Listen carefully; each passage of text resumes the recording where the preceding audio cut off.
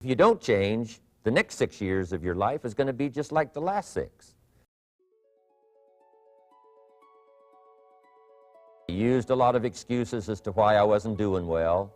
He gave me one little simple phrase that really forever changed my life. If you want the future to change for you, you've got to change. If you will change, everything will change for you. If you'll change your philosophy, if you'll change your habits, if you'll refine your thinking, if you'll change and accept some new disciplines, if you'll turn the corner where you've been in the past, go for a new life for the future, he said all kinds of remarkable things will happen for you. I used to cross my fingers and say, I sure hope things will change. I was hoping the government would change and the tax structure would change and that my boss would change. And then I discovered from my teacher that those things are going to continue the same. It's kind of like the wind that blows. And the wind blows on us all. But if you just let the wind blow, I'm telling you, it won't take you where you want to go. Here's what we must learn to do, and that is set a good sail. Not to wish for a better wind, to wish for the wisdom and the skills and the learning so that you can set a better sail. I went to work not on the economy. I didn't go to work to try to change my boss or the company. I didn't go to work to try to change circumstances. I went to work to try to change myself. The first 6 years of my economic life, I wound up broke. The second 6 years of my economic life, I wound up rich. The government was about the same, and the economy was about the same. You know, my negative relatives were the same, but I was not the same.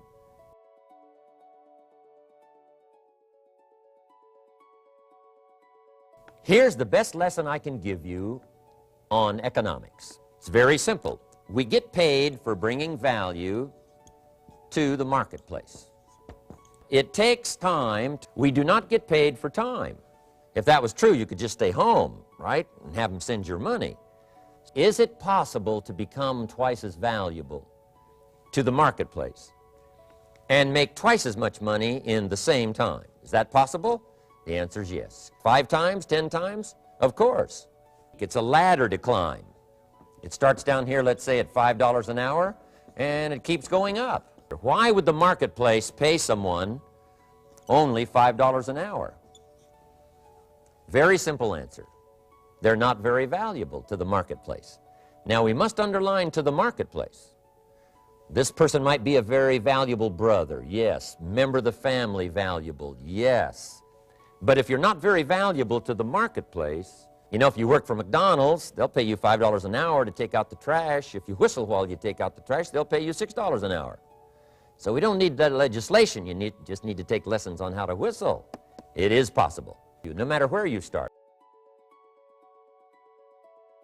All you have to do is work harder on yourself than you do on your job. Worked on my skills, worked on my language. If I became better than I was each year and competence, then I would become attractive to the marketplace. A company called me and said, Mr. Rohn, we're expanding internationally. We'd like to have a bit of your expertise to help us. Would you give us a bit of your time? We'll add some millions to your fortune. And I said, okay. And I thought later, isn't that interesting they would call me? Then my second thought was, of course they'd call me. Who else would they call?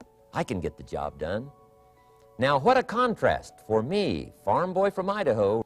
We don't have to change what's going on out there. That's the wind that's blowing. All we have to do is change what's going on in here. Here's the first one. We must learn from personal experience. Pretty simple. Learn from what happens to you. Take a look back over the last few months. Did you make some mistakes? How could you correct those for the future? Take a look back over the last year. Have you done it right or done it wrong? Let's correct it for the next year. Learn from your personal experience. Mr. Schoaf asked me when I first met him, he said, Mr. Rohn, how are you doing? You've been out there now 6 years. And I said, I'm not doing very well. He said, I suggest you not do that anymore. Now here's number 2, why I came to share this video experience with you today. And that, I call it OPE, other people's experiences. Now there's 2 kinds of people to learn from. One is failures, It's too bad failures don't give seminars, right? That would be valuable. Bring your notebook. But now then we must also learn from positive, people that have done well. They've got the health, and so we ask them, how did you become so healthy? They've got the skills, so we ask them, how did you become this skillful? They've got the income, so we ask them, how did you get here in such a short period of time? In learning from other people, we learn, number one, by observation. We learn what we see. We watch people that are successful in what they do. In sports, we watch their disciplines. In business, we watch their disciplines. By observation, what we can see. Second, we learn by what we hear. I've got some of my lectures on cassette tapes, so you can take them with you wherever you go and learn by listening.